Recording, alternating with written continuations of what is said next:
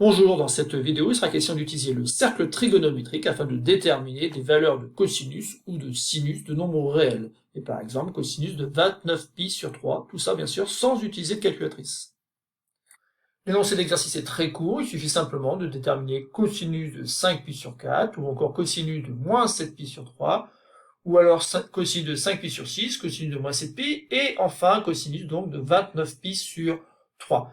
Voilà, donc c'est pas très compliqué. Le seul outil dont vous avez besoin, c'est d'un cercle trigonométrique.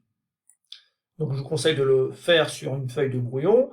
Et si vous utilisez du quadrillage, en fait, ça sera pas très compliqué après pour placer donc les points qui représentent les valeurs qui nous intéressent ici.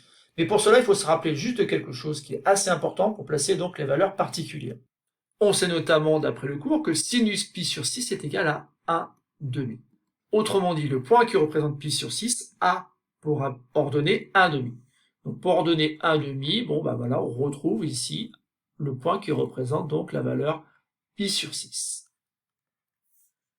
Ensuite, ça sera peut-être utile de représenter pi sur 4, et pour avoir pi sur 4 avec le quadrillage, il faut avoir en tête que c'est un angle de 45 degrés, donc en fait ça va m'amener ici, et donc je peux reporter donc la valeur particulière de pi sur 4. On sait aussi, d'après le cours, cosinus pi sur 3, ça vaut 1 demi, ce qui me permet donc de représenter un point d'abscisse 1 demi, qui appartient au cercle, et donc ici de représenter donc le point, ou plutôt donner le point qui représente la valeur pi sur 3. Et ainsi donc j'ai représenté les points qui m'intéressent dans cet exercice, qui vont me permettre donc de représenter les valeurs 5π sur 4, ou encore moins 7π sur 3, etc. Maintenant qu'on a placé ces valeurs-là sur le cercle, je vous conseille d'appuyer sur pause et d'essayer tout seul de déterminer donc les valeurs des cosinus ici qui sont demandées. Donc cosinus de 5π sur 4, maintenant que j'ai représenté pi sur 4, donc ça correspond à cette longueur-là, il va falloir que je fasse 5 fois pi sur 4 pour avoir 5π sur 4. Donc 2π sur 4, 3π sur 4, 4π sur 4, et enfin 5π sur 4.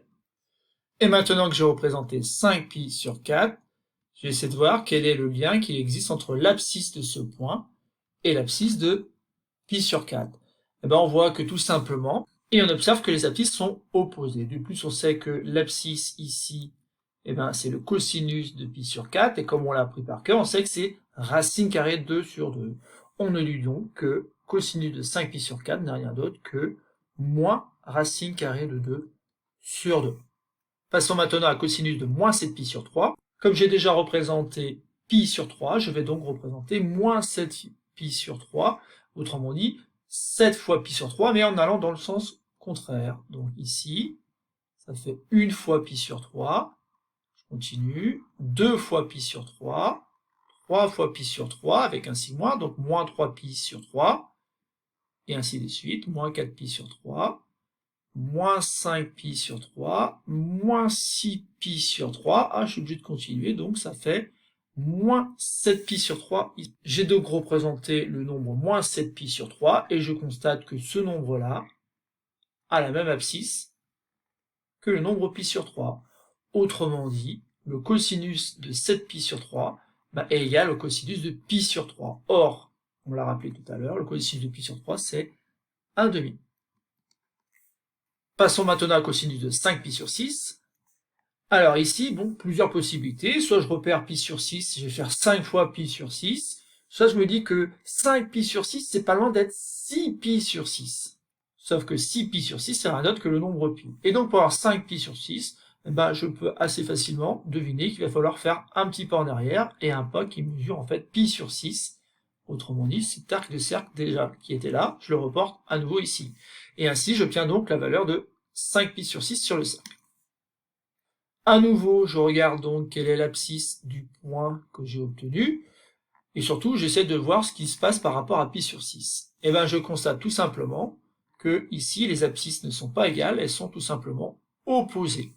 Et donc, j'en conclus que, puisque cosinus π sur 6, c'est racine carrée de 3 sur 2, cosinus de 5π sur 6, c'est moins racine carrée de 3 sur 2. Et donc maintenant on peut passer au petit d, cosinus de moins 7π.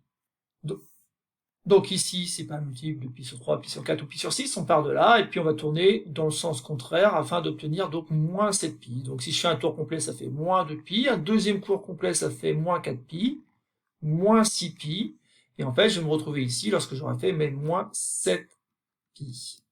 Alors, quelle est l'abscisse du point que j'ai obtenu? Eh bien, l'abscisse du point que j'ai obtenu, c'est tout simplement moins 1. Ça veut dire que le cosinus de moins 7pi, ça vaut moins 1. Et enfin, passons maintenant à cosinus de 29pi sur 3. Et pour cela, bien sûr, je vais me servir du point qui représente déjà pi sur 3.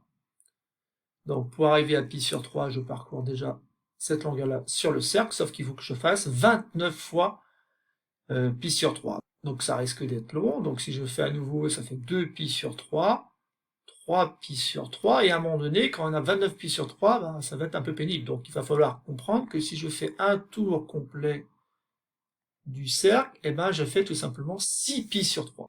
Et si je refais un autre tour de cercle, ben, je vais parcourir la même distance, donc je vais faire 2 fois plus grand, donc 12pi sur 3. Puis à nouveau 6pi sur 3, donc ça va faire 18pi sur 3. Puis enfin 24pi sur 3 au bout de 4 tours de cercle. On s'approche du but, et puis ben, si je refais cet arc de cercle là, qui est en fait un demi-cercle, je rajoute encore 3pi sur 3, donc ça fait 27pi sur 3. 28pi sur 3, et enfin 29pi sur 3. Donc vous voyez bien que c'est un peu pénible de le faire comme ça, donc on aurait très bien pu remarquer aussi que 29pi sur 3, c'était rien d'autre que 30pi sur 3, moins 1pi sur 3, sauf que 30pi sur 3, ça fait 10pi, et comme c'est un multiple de 2pi, comme c'est 5 fois 2pi, et ben en fait ça consistait à faire 5 tours, et faire un petit pas en arrière pour retrouver donc la valeur. Donc ça me permet de vérifier en effet qu'en faisant 5 tours et un petit pas en arrière de la longueur pi sur 3, je retombe bien sur cette valeur-là. Il nous reste à déterminer donc la valeur finale de 29pi sur 3, et là je constate que ce point que j'ai obtenu, en fait, a la même abscisse que le point qui représente pi sur 3. Autrement dit, cosinus pi sur 3 et cosinus 29pi sur 3 sont deux valeurs égales au nombre 1/2.